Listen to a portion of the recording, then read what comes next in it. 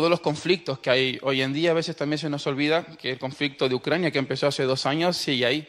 Y hace 2 domingos completó 2 años de que llevan con la guerra.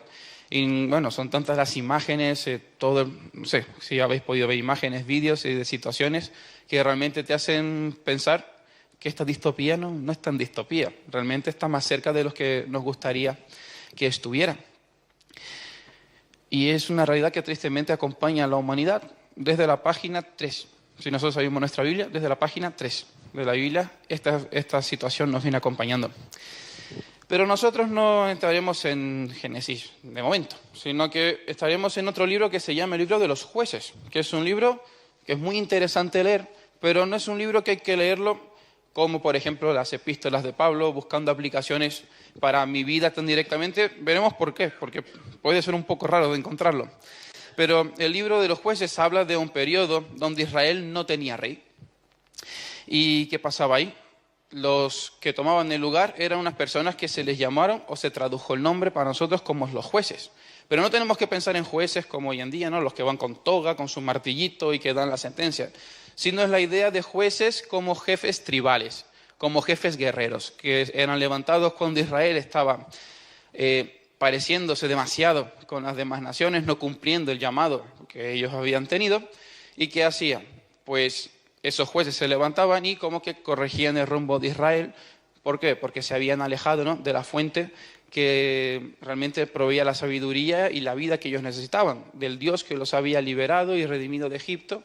Pues ellos se alejaban y ahí es cuando se levantaban estos jueces. También toda la opresión que sentían, que sufrían de los otros pueblos, todo esto influenciaba que estos jueces se levantaran. Uno de ellos, por ejemplo, Sansón, que fue el último de ellos que se levantó, fue uno de los jueces que había. Y nuestro texto que vamos a leer está en Jueces capítulo 19. Pero no invito a que abráis vuestras Biblias, sino que me gustaría leerlo y que prestéis atención a lo que voy a estar leyendo, porque literalmente es una historia. Y no sé cuántos de vosotros habéis leído historias para un niño y le dais un libro para que acompañe la historia mientras se la vais contando. ¿Cómo se cuenta una historia? Tú cuentas la historia y las personas ¿qué hacen? Escuchan. De hecho, la Biblia cuando fue escrita, aunque el pueblo se le animó mucho para que supieran leer, porque una de las cosas que había, por lo menos en la religión hebrea, es que impulsaba mucho a la gente para que supieran leer las propias escrituras. Pero la forma en que se contaba era que una persona leía y los demás escuchaban, que era el modelo que había en la sinagoga. ¿Por qué? Porque ellos no tenían la disponibilidad de las Biblias como tenemos, eran los rollos y no los tenía. Entonces una persona leía y los otros escuchaban. Entonces invito a que hagamos ese experimento. Voy a leer, va a ser el capítulo 19, es un tramo de la historia y que prestéis atención a ella. Y veremos más o menos, ¿no?, en qué se cosía en este tiempo. Y dice así el capítulo 19. En aquellos días, cuando no había rey en Israel, hubo un levita que vivía como forastero en la parte más remota de los montes de Efraín. Había tomado para sí como concubina una mujer de Belén de Judá. Pero ésta le fue infiel y lo abandonó y se fue a casa de su padre, en Belén de Judá, y estuvo allá durante 4 meses. Se levantó su marido y fue tras ella para hablarle amorosamente y hacerla volver con él. Llevaba consigo un criado, un par de asnos. La mujer lo hizo entrar en casa de su padre. Al verlo, el padre de la joven salió a recibirlo con mucho gozo. Lo retuvo su suegro, el padre de la joven, y se quedó en su casa 3 días, en los que comió y bebió mientras se alojaba allí. Al 4.º día se levantaron de mañana y se levantó también el levita para irse. Pero el padre de la joven dijo a su yerno: recobra tus fuerzas con un bocado de pan y después os iréis. Se sentaron ellos 2 juntos, comieron y bebieron. El padre de la joven pidió al hombre: te ruego que pases aquí la noche y de seguro te sentará bien. Se levantó el hombre para irse, pero insistió su suegro y volvió a pasar la noche allí. Al 5.º día se levantó de mañana el levita para irse, pero le dijo el padre de la joven: recobra fuerzas primero y espera hasta que decline el día. Y ambos volvieron a comer juntos. Luego el hombre se levantó para irse con su concubina y su criado. Entonces su suegro, el padre de la joven, le dijo: ya el día declina y va a anochecer.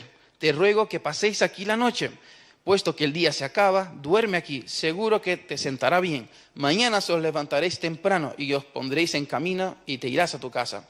Pero el hombre no quiso pasar la noche allí, sino que se levantó y se fue. Llegó frente a Jebús. Es una ciudad que está un poco más arriba de, Jabá de Galat. Cuando llegaron a Jebús, el día había declinado mucho y dijo el criado a su señor: ven ahora, vámonos a esta ciudad de los jebuseos, para que pasemos en ella la noche. Su señor le respondió: no iremos a ninguna ciudad de extranjeros, que no sea de los hijos de Israel, sino que seguiremos hasta Gabá. Y añadió: ven, sigamos hasta uno de estos lugares para pasar la noche en Gabá o en Ramá, que eran ciudades hebreas. Así pues siguieron adelante. Y cuando se puso el sol, estaban junto a Gabá, ciudad de la tribu de Benjamín, que era el hermano más pequeño de la tribu, el hijo más pequeño de Jacob. Entonces se apartaron del camino y entraron en Gabá para pasar allí la noche. Pero se sentaron en la plaza de la ciudad porque no hubo quien los acogiera en su casa para dormir. Llegó entonces un hombre viejo que venía de su trabajo del campo al anochecer, el cual era de los montes de Efraín y vivía como forastero en esa región, pues los habitantes de aquel lugar eran hijos de Benjamín, descendientes de Benjamín. Al alzar el viejo los ojos, vio a aquel caminante en la plaza de la ciudad y le dijo: ¿a dónde vas y de dónde vienes? Él respondió: venimos de Belén de Judá y vamos a la parte más remota de los montes de Efraín, de donde soy. Estuve en Belén de Judá, pero ahora voy a la casa del Señor y no hay quien me reciba en su casa. Y nosotros tenemos paja, forraje para nuestros asnos. También tenemos pan, vino para mí y para tu sierva, para el criado que está con tu siervo. No nos hace falta. El hombre anciano les dijo entonces: la paz sea contigo, yo me encargo de todo lo que tú necesites, con tal de que no pases la noche en la plaza. Y los trajo a su casa y dio de comer a sus asnos, se lavaron los pies y comieron y bebieron. Pero cuando estaban gozosos, los hombres de aquella ciudad, gente perversa, rodearon la vivienda, golpearon la puerta y le dijeron al anciano dueño de la casa: saca al hombre que ha entrado en tu casa, para que nosotros nos acostemos con él. Salió a su encuentro el dueño de la casa y les dijo: no, hermanos míos, os ruego que no cometáis este mal, puesto que este hombre es mi huésped, no hagáis esta maldad. Aquí está mi hija virgen y su concubina, yo las sacaré ahora, humilladlas y haced con ellas lo que os parezca, lo que veáis bueno a vuestros ojos. Pero no hagáis a este hombre cosa tan infame. Pero ellos no lo quisieron oír. Así que el levita tomó a su concubina y la sacó fuera. Aquellos hombres la violaron y abusaron de ella toda la noche hasta la mañana, y la dejaron cuando apuntaba el alba. Cuando ya amanecía, vino la mujer y cayó delante de la puerta de la casa de aquel hombre donde su señor estaba, hasta que fue de día. Se levantó por la mañana su señor, abrió las puertas de la casa y salió para seguir su camino. Y vio que la mujer, su concubina, allí estaba tendida delante de la puerta de la casa, con las manos sobre el umbral. El levita le dijo: levántate que nos vamos. Pero ella no respondía. Entonces aquel hombre la levantó, la echó sobre sus asnos y se fue a su lugar. Al llegar a su casa, tomó un cuchillo hecho en mano de la concubina y la partió por sus huesos en 12 partes y la envió por todo el territorio de Israel. Y todo el que veía aquello decía: jamás se ha hecho ni visto tal cosa desde el tiempo en que los hijos de Israel subieron a la tierra de Egipto hasta hoy.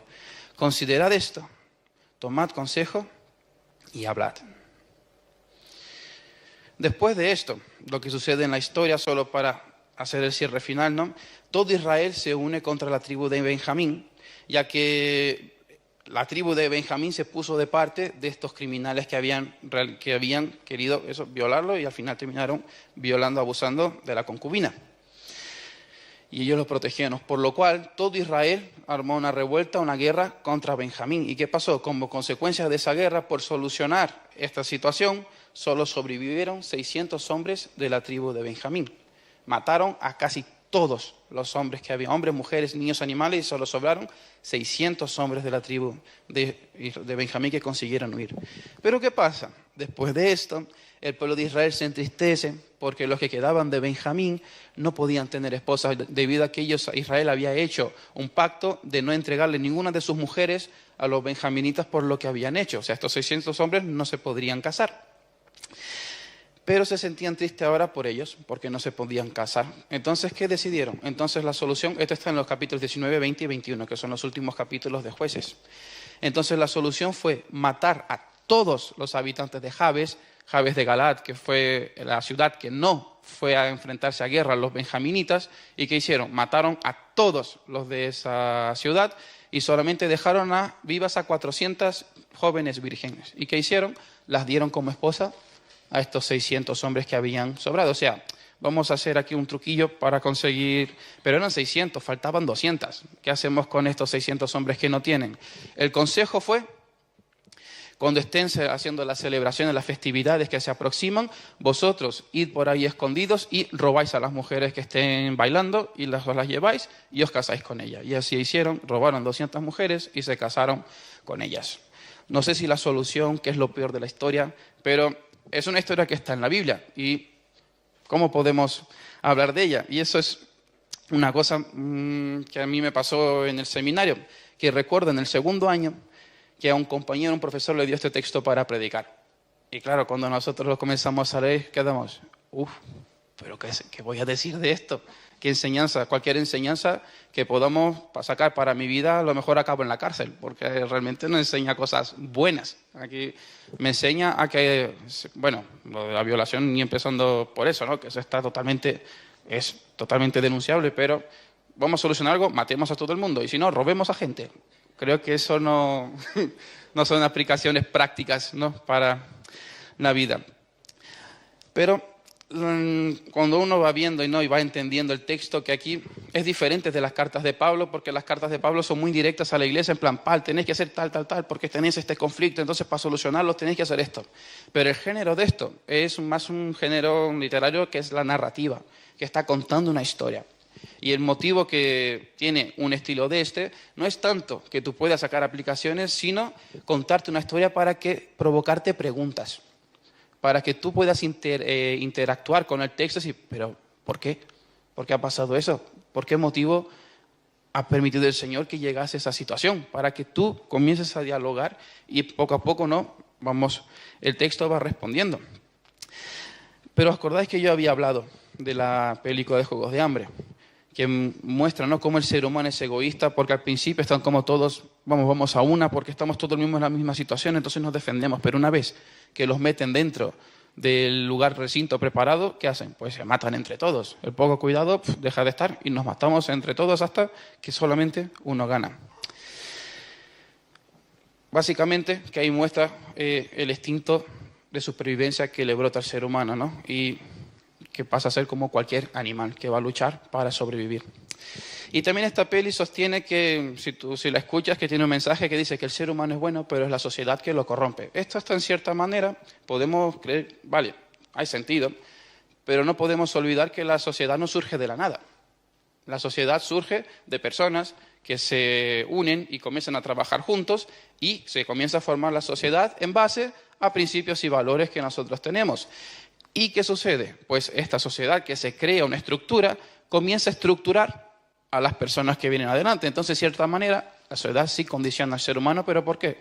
Porque en primera instancia el ser humano es el que la condiciona. Y ahí es un círculo vicioso de mal en peor, que es la situación que va ocurriendo. Y hay una frase que me gustaría resaltar, que si leéis el libro de los Jueces, que realmente es muy recomendable su lectura, principalmente porque os quedaréis llenos de preguntas y pocas respuestas, pero es la idea para que nosotros nos preguntemos y interactuemos con el texto, que hay una frase que se repite así muchas veces. En estos días Israel no tenía rey y cada uno hacía lo que le parecía correcto según su propio criterio. O me gusta como la NBI, la nueva NBI en portugués, lo traduce, que dice que cada uno hacía lo que era bueno a sus propios ojos. Me gusta ahí porque le da un toque más poético, pero también creo que más profundo. Y aquí hay una idea repetida, que podemos ver que, como he dicho, entre los Jueces, y aquí se dice, ¿no?, cuando el señor, el viejo de la casa, entrega a la concubina, así, haced con ella lo que os parezca bien según vuestros criterios. O sea, haced con ella lo que esté bien según vuestros ojos. Y ahí esta idea de lo bueno que se va repitiendo. No sé si sabéis lo que es un hipervínculo o cuando usamos un hipervínculo, que es cuando usamos internet, no sé si habéis visto estas palabras azules que están subrayadas, que tú haces un clic en ellas y te llevan a otra página. Por ejemplo, dice, busco, yo qué sé, Humberto Eco. Es Humberto Eco, tal, nació en, no me acuerdo, es de aquí, ¿no? No me acuerdo de dónde era. Pero bueno, el país, lo he pensado ahora, en tal lugar, y te sale una rayita, tú pinchas ahí y te muestra, este país tiene tantas personas. O sea, son hipervínculos que te van ligando diferentes sitios web que tú vas pasando de una a la otra. Pues cuando en la Biblia nosotros leemos la idea de lo bueno, es como un hipervínculo que el editor, el autor, los editores del texto, ¿qué te quieren decir con esto? Traer a tu memoria toda la historia bíblica que está relacionada con esto. Es como, por ejemplo, cuando tú vas a un supermercado de tu región y alguien nuevo llega, un extranjero, y te dice, ay, ¿dónde está la leche condensada? Tú dices, bueno, no sé, probablemente donde las lácteos, las leches, porque yo sé que aquí los pasillos de supermercado funcionan así. ¿Y dónde está la mermelada y el pan? Ah, bueno, el pan está para allá y las mermeladas están para allá, pero si tú vas probablemente a algunas ciudades de Estados Unidos, el pan y la mermelada estarán en el mismo pasillo, porque es una compra que suelen hacer juntas recurrentemente. Entonces, la idea de esto, del hipervínculo, es como que yo te pregunto por la leche condensada, pero en tu mente, cuando estás en un mercado, tú no solo piensas en leche condensada, piensas en leche en polvo, piensas en yogur, piensas en mantequilla, piensas en todo lo que está en esa región. Y es la idea que vamos a ver aquí cuando se habla de esto, de qué es lo bueno. Todas estas ideas que el autor quiere que vengan a nuestra mente cuando nosotros estamos leyendo el texto. Y en primer lugar, ¿dónde nos remite esto? ¿Dónde creéis que remite cuando hablamos de lo bueno? ¿Dónde es el primer texto que dice, bueno, que Dios lo hizo y vio que era bueno? O sea, Génesis 1, en la primera página de la Biblia, aparece primero 6 veces, ¿no? Que dice bueno, y la séptima, muy bueno.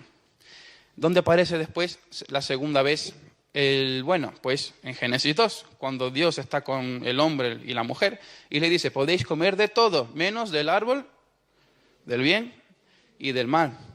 Y eso de ahí lo que está diciendo es, podéis comer de todo, pero lo que está refiriéndose es, confiad en mí. El bien, si me buscáis, vais a conocer el bien y el mal, pero de la manera correcta, a través del especialista que sabe cómo todas las cosas funcionan. Pero si optáis por hacer el bien según vuestros propios ojos, que es comer del árbol de la vida, del árbol del bien y del mal, ¿qué pasará? Conoceréis el bien y el mal, pero a través de vuestras propias experiencias y a través de experimentar el bien y el mal, y también de decidir lo que es bueno y malo según vuestra propia subjetividad, según lo que a cada uno le va a parecer. Y el ser humano optó por esta segunda, que es la idea de cuando comen del árbol del bien y del mal. Y la tercera vez que nos lleva a esto, ¿dónde creéis que es? Es avanzar una página, que es la tercera página, que en Génesis 2 Dios dice, no comáis. Y en Génesis 3, ¿qué pasa? ¿Comen de qué? Del árbol del bien y del mal. La mujer va y luego ella come y luego le da al varón. Y aquí es donde el ser humano decide no ser quien juzga las cosas y él mismo decidir lo que está bien y lo que está bien, lo que está mal, según sus propios ojos, según lo que ellos entienden que está bien, en vez de seguir y buscar escuchar al Creador, al que era el experto en todas las cosas que había creado y que les iba a enseñar, pero de la manera correcta, a comprender todo eso. Y en Génesis 3:16 vemos la primera consecuencia palpable de esa decisión, la cual vemos reflejada perfectamente en el texto que nosotros hemos leído en Jueces. Podríamos llamar a Génesis 3:16 como el surgimiento del abuso del poder. Y aquí, en forma del hombre en contra de la mujer, que hoy en día es una palabra que está muy de uso, creo que sabéis cuál es. El abuso del hombre a la mujer, ¿cómo se le llama? Machismo, que es la manera. Entonces aquí podemos ya hablar que la Biblia está describiendo esta situación que comienza a surgir aquí. ¿De qué se trata el machismo? Pues de la disminución de la mujer de su condición de persona, algo menos que persona. Y no es por nada que este texto de Génesis 3:16 nosotros leemos, aunque en vuestras traducciones colocará que el deseo de la mujer será para tu marido.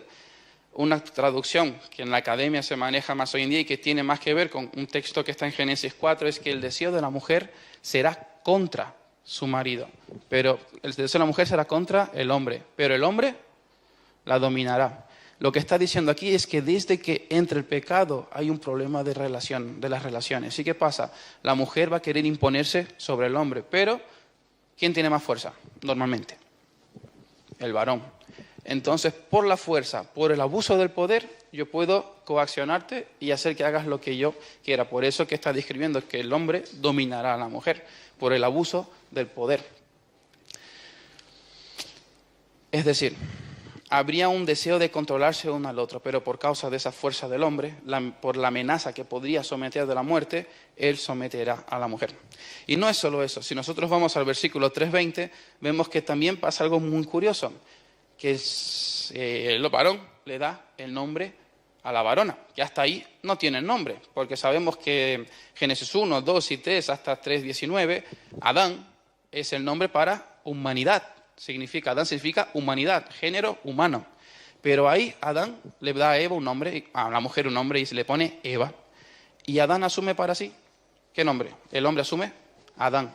De cierta manera está diciendo, yo asumo la humanidad para mí. Y Eva significa la madre de todos los seres vivos. Y a ti te delego a tu condición de generadora de vida. La mujer pasa de ser alguien a ser algo.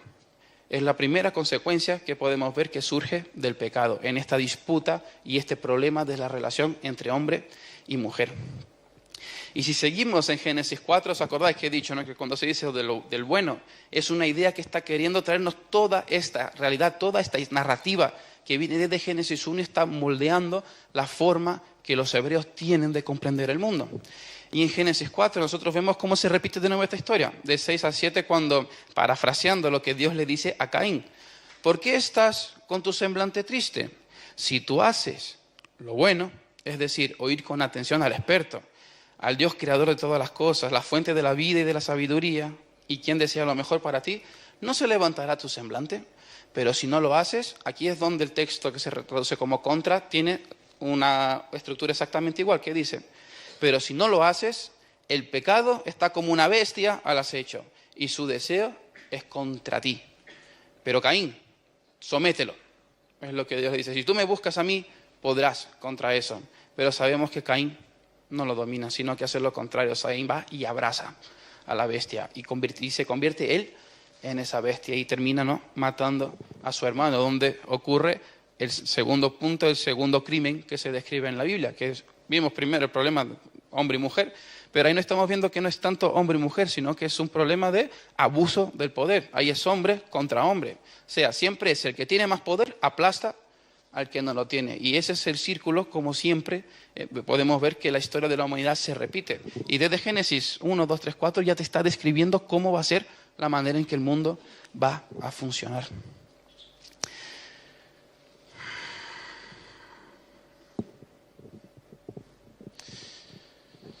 Y hay una cosa interesante que a mí me gusta enfatizar mucho de Jesús, como nosotros estamos viendo, ¿no?, del Sermón del Monte, las bienaventuranzas.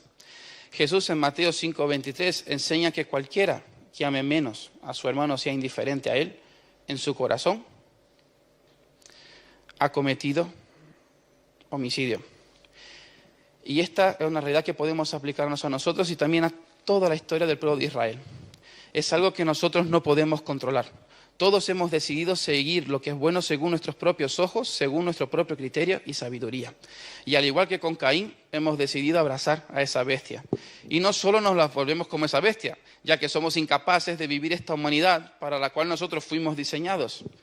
Una humanidad donde amáramos a Dios y al prójimo como a nosotros mismos, donde buscáramos el bien del otro antes del bien propio, que es el ejemplo que vemos que Jesús dio. Y eso es lo que, citando de lo que dije de Mateo 25, que dijo, si hacéis esto a uno de ellos, estáis cometiendo homicidio en vuestro corazón. Y en Mateo 25, 40, Jesús también dice, en cuanto hiciste esto a uno de estos pequeñitos, de estos hermanos pequeñitos míos, a mí me lo has hecho. Es decir, desde la página 4 de la Biblia se está diciendo qué es lo que la humanidad le va a hacer al Dios cuando Él venga aquí, que va a ser asesinarlo, matar al Dios creador.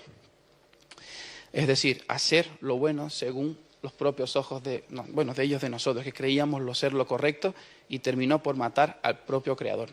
Y esta es la triste condición de la humanidad, que nosotros somos prisioneros de los propios deseos e ideas buenas según nuestro propio criterio. Pero aquí hay una cosa que me gustaría resaltar en este texto, que también hablando con Felipe me lo dijo y es verdad. ¿Qué sentido tiene que en la Biblia aparezca este texto de una concubina random? que te lo coloque ahí, que ni siquiera se menciona su nombre, ni del levita, ni de... O sea, es una historia que está ahí. Y realmente un motivo principal es porque Dios está queriendo colocar de nuevo la importancia. Lo mismo que Jesús hace cuando viene y dignifica a la mujer. Para Dios era importante que esta historia apareciese ahí. Porque era importante recordar lo que pasó con el pueblo y lo que pasó con esa mujer, que no era una cualquiera, era una persona que tenía dignidad, pero se le estaba tratando como cualquier cosa, como menos que un perro, podríamos decir, que era la forma en que se le trataba. Pero este giro, que es como hemos dicho, ¿no?, que hay de la historia, que Dios prometió que Él mismo solucionaría este problema, porque nosotros éramos incapaces de hacerlo, ya que valoramos demasiado nuestra capacidad de decidir lo que está bien y lo que está mal. ¿Y cómo Dios propone solucionar esto? También Génesis 3, 4 es donde podemos ver eso. No sé si habéis, bueno, ahora está Nathan aquí, pero todavía él no juega con eso. No sé si habéis visto los niños cuando juegan, cuando son más pequeñitos, al ¿dónde está? ¿Sabéis jugar al ¿dónde está? No es muy difícil, ¿no es? ¿Dónde está? Aquí está. No tiene mucho más, ¿no? Pero cuando jugáis con los niños y el niño se tapa, tú no dices, oye, déjate de ser tonto que sé que estás ahí. Tú no hablas así con el niño. Lo que tú haces es meterte en el juego. Bueno, Eliab dijo que sí. Pero normalmente tú no haces eso porque tú quieres jugar con el niño. ¿Y qué haces? Participas del juego y dices, ¿dónde está? Aquí. O te tapas y, bueno, y él te imita, ¿no? Esta es la misma imagen que me trae a la mente cuando nosotros estamos leyendo en Génesis 3, después que comen del fruto. Y Dios llega al jardín y le dice, ¿dónde estáis? ¿Por qué? A causa de lo que ellos habían hecho, se sintieron con vergüenza y se escondieron. Y Dios llega y les pregunta, ¿dónde estáis? Dios sabía dónde ellos estaban. Es como el niño que está tapado así y se cree que tú no lo ves. Pero ¿por qué Dios va y pregunta, ¿dónde estáis? Es porque desde ahí Él está mostrando que Él quiere relacionarse con el ser humano y quiere solucionar la metedura de pata que había habido ahí. Y ahí está mostrando eso, que es un Dios que es relacional, que quiere ser, además del Señor, quiere ser el amigo, quiere ser la persona que acompañe y que solucione el conflicto. Y sabemos, ¿no?, que para cumplir la promesa, la palabra de Dios se encarnó y reveló el camino de amor que llevaba a Dios.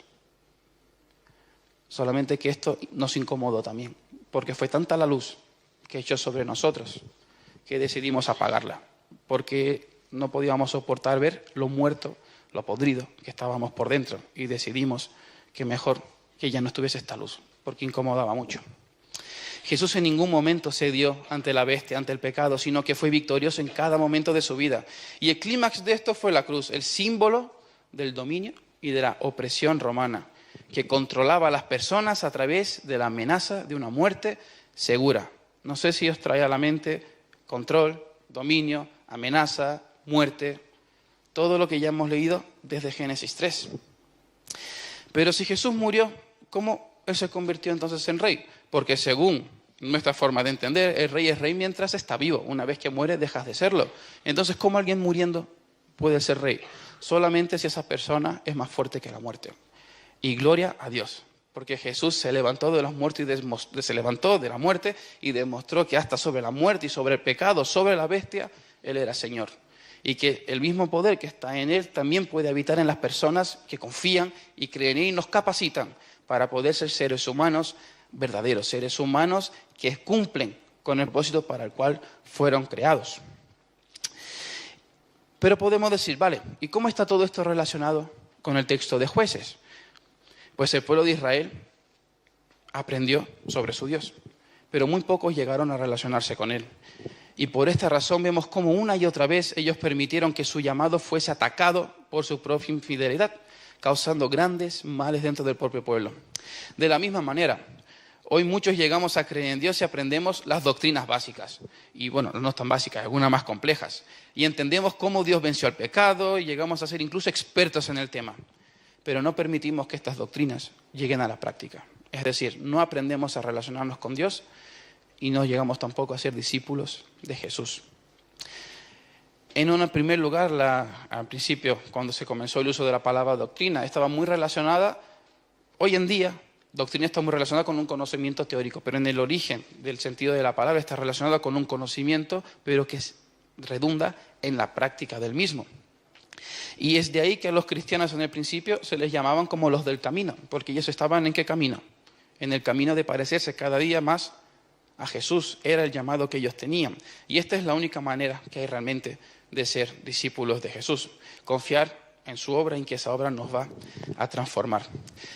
Cuando nosotros hablamos entonces de este texto y lo miramos de esta manera, una lectura que duele leerla y ver toda esa situación, ¿qué está hablando? Está hablando de un pueblo que permitió que su corazón se alejara de Dios.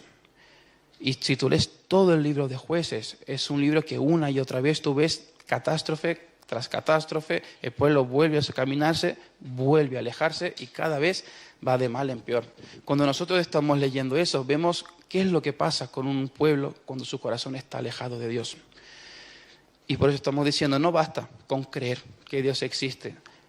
Lo que tiene que ser es experimentar a Dios, es relacionarse con Él, es parecerse más a Jesús. ¿Y cómo podemos hacer eso?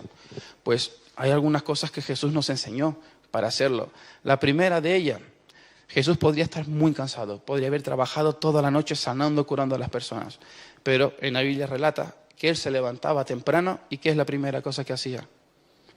Iba a orar, iba a buscar la fuente de la sabiduría, la fuente de la vida que lo capacitaba para llevar a cabo el ministerio tan grande que Él tenía que llevar adelante. Jesús dependía completamente de Dios y lo buscaba, lo anhelaba, su corazón quemaba por conocer más de su Padre. Y ese yo creo que es el primer ejemplo que tenemos que poner en práctica si no queremos caer en este círculo vicioso de alejarnos, tener mucho conocimiento, pero que ese conocimiento nos redunde en una vida que exprese el amor, que exprese el cariño a las personas que nos aman. Podemos decir, bueno, yo no llego a cometer barbaridades como las que hemos leído, como la que leímos en Jueces 19, pero hemos leído ya los otros textos que Jesús dice, si en tu corazón tienes algo contra tu hermano, lo aborreces, pasas de él, estás cometiendo homicidio. Si en tu cabeza has pensado mal con una mujer, cometido lujuria, es como si lo hubieras cometido, o sea, va mucho más profundo. Y lo que está diciendo es que todos vosotros sois como ellos. Sois incapaces de vivir de la manera para la cual fuisteis diseñados. ¿Por qué? Porque todos hemos abrazado a la bestia. Pero por eso necesitamos a este Jesús que nos capacita para derrotar al pecado. Pero se queda ahí el llamado, no se queda ahí el llamado. Porque Israel conocía muy bien, de hecho, tenía los fariseos que eran personas altamente intelectuales, conocían la escritura de pe a pa, pero aún así vemos que cuando Dios vino, no lo reconocieron. Hicieron de todo por matarlo. Entonces, si nosotros tenemos esta relación, si no pasamos a ser la palabra que estamos estudiando con los grupos de jóvenes, de ser discípulos de Jesús, que de hecho, eso es el llamado de la Gran Comisión, que dice, no, id y haced discípulos a todas las naciones. No dice, id, predicar y hacer creyentes. No, lo que dice es, id y haced discípulos. Y la única manera de hacer discípulos es teniendo en cuenta lo que el propio Jesús hizo, que fue relacionarse con la gente, amar a la gente y darlo todo por los demás, buscando el bien del otro antes que el bien propio. ¿Y qué cosas podemos pensar? ¿Eso cómo puedo aplicarlo a mi vida? Pues una cosa que Jesús no hacía era no medir sus palabras. Siempre lo que Él decía estaba medido. Él siempre usaba las palabras correctas, asertivas, para hablarle a sus hermanos, porque Él realmente amaba a las personas. Y Él no permitía que su lengua fuese como un látigo, golpeándolas, a menos cuando tenía que serlo. Pero no era la forma que Jesús tenía de actuar. Él medía sus palabras, Él actuaba con amor. Él enseñó la oración del Padre Nuestro, que dice, Padre, perdónanos, así como nosotros perdonamos. O sea, es fuerte eso. Podemos decir, si yo no perdono, ¿Dios qué hace? Dios tampoco me va a perdonar. Porque el perdón que Él me da es tan grande que yo debería ser incapaz, al comprender mi situación, ser incapaz de no perdonar cualquier cosa que me hicieran a mí. Entonces son todos estos aspectos que van moldeando y que luego todo el relato de la Biblia te va mostrando que realmente un corazón que se aleja de Dios termina por enfriarse, incluso llegando a estos males. Y podemos ver el resultado hoy en día, que está Israel, Palestina, Ucrania, Rusia, China, Taiwán, que probablemente, no sé, puede que pase algo. O sea, todos los conflictos que están habiendo y las guerras que no se mencionan, que siempre han estado ahí. Todo consecuencia de que el ser humano siempre ha querido hacer lo que es bueno según sus propios ojos. Por eso Salomón, cuando ora a Dios y ya concluyendo, dice, Señor, dame un corazón que te sepa escuchar. se traduce por sabiduría, pero lo que realmente dice en hebreo es, Señor, dame un corazón que te sepa escuchar. Y Dios como resultado de eso le da sabiduría. O sea, la sabiduría es un corazón que sabe escuchar a Dios. Y es lo que Dios le dijo a Caín, escúchame a mí. Pero Caín decidió escucharse a sí mismo. Pero el ejemplo de Salomón, al menos en ese momento, decidió prestar atención. Y hasta hoy en día es reconocido como el hombre, ¿no?, más sabio del mundo, sin contar a Jesús.